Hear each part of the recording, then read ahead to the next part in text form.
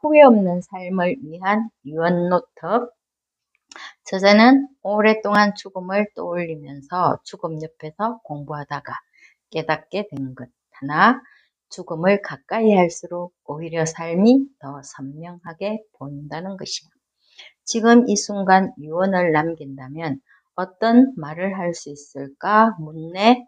감사와 사랑일까? 아니면 미안함과 후회인지.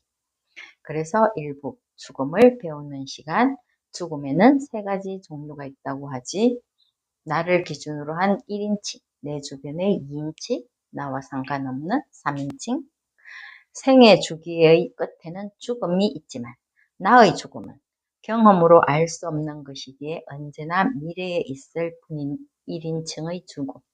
그리고 긴밀한 관계로 깊은 상실감이 남게 되는 2인칭의 죽음이 있다는 것. 죽음에 대해서 진지하게 생각하게 되는 시간이지만 나는 여전히 살아간다는 것이지. 3인칭의 죽음은 언급되는 사건을 포함해서 나와 관계가 없는 사람의 죽음. 잠시 연민을 느끼긴 하지만 익명인 그의 죽음이고 나는 여전히 살아간다는 것. 2인칭의 죽음에 대해서 상실감과 애도에 대해서 말하네. 상실의 슬픔은 순간으로 끝나지 않는다는 것. 감정과 현실을 받아들이기까지는 시간이 필요하고 특별히 사별은 그를 전부 잃는 것이 아니다. 그 자체로 성숙의 계기가 되고 소중한 관계 형성의 원천이 되기도 한다. 인생은 상실의 연속이고 우리 역시 사랑하는 사람을 두고 떠날 수 있는 존재라는 것. 슬픔이 지나간 자리에 남는 것. 왜 나에게 이런 일이라는 문제 제기와 원망이 자리 잡게 되는 것. 그 다음에 주의를 인식하고 수용하게 되는 단계가 있고 새로운 의미를 발견하게 된다는 것이지. 떠난 사람을 잊을 방법이란 없다. 삶의 유한성을 인지하고 내 삶을 소중히 다루고 유지하는 것이 필요하다는 것이지. 생의 마지막을 어떻게 보낼 것인가 생각해 보라네. 우리나라에서는 삶의 마지막까지 치료하는 비율이 높아서 자신의 죽음을 준비하는 시간이 상대적으로 충분하지 못하다는 것이야. 죽음은 삶이 끝없이 펼쳐지지 않는다는 것을 우리에게 알려준다. 삶은 끝이 있기 때문에 현재를 더 값지고 의미 있는 존재로 만든다는 것. 신체와 정신이 건강할 때 죽음을 준비해야 한다는 것이야. 사는 날 동안 몸과 마음의 건강을 챙기고 재정적인 것에도 건전성이 필요하다는 것. 그래서 가치관에 따른 우리의 삶의 태도를 분명히 해야 한다는 것이야. 내가 하고 싶은 것과 하고 싶지 않은 것을 정리하라네.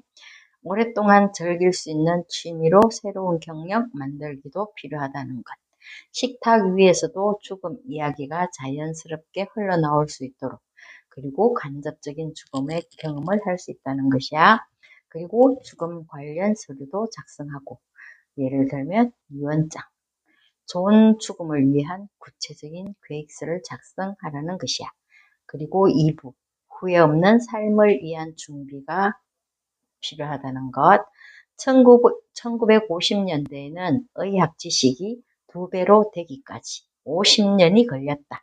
그렇지만 2020년 이후에는 73일로 단축이 되었다는 것.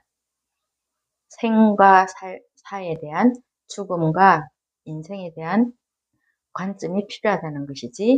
삶과 죽음은 단순한 시작과 끝이 아니라는 것. 현재를 중심으로 한 연속선상에 있다는 것이야. 좋은 죽음에 대한 새로운 논의들이 있지. 안락사, 존엄사, 연명, 의료 중단 같은 것. 생명의 가치와 자기 결정권이 충돌할 때 인생의 마지막 순간을 내가 선택할 수 있다면 어떻게 할 것인지. 사회적 분위기가 변화하고 있다는 것이지. 죽음도 삶의 과정이고 인간다운 삶이 위협을 받을 때 죽음에 대한 자기 결정권은 존엄한 삶을 향할 때 실천될 수 있을 것이라고 말해. 그래서 엔딩 노트를 소개하네. 몇 년 전부터 일본 내에서 유행하기 시작했고 인생의 황혼을 충실하게 마무리하는 과정의 하나로서 자리 잡기 시작하고 있다는 것이야.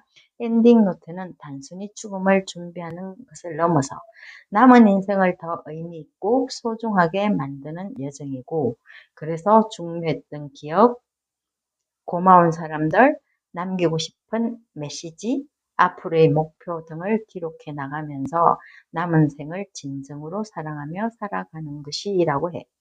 3부 삶을 기록하는 작업을 이야기하네.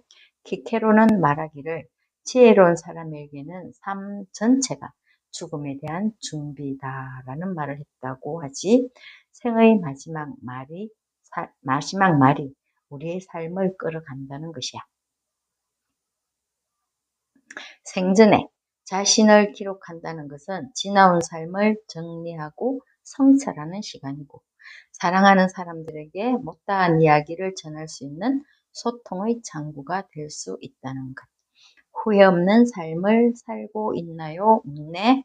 삶을 매듭짓는 마지막 한마디가 그가 삶과 맺은 관계를 성찰하게 해준다는 것. 기록은 산 사람과 죽은 사람이 연결되는 방법이라고 하네.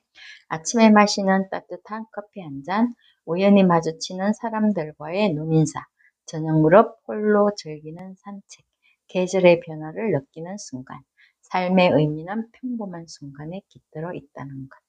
작별은 죽음 이후에 우리의 기억 속에 머문다는 것.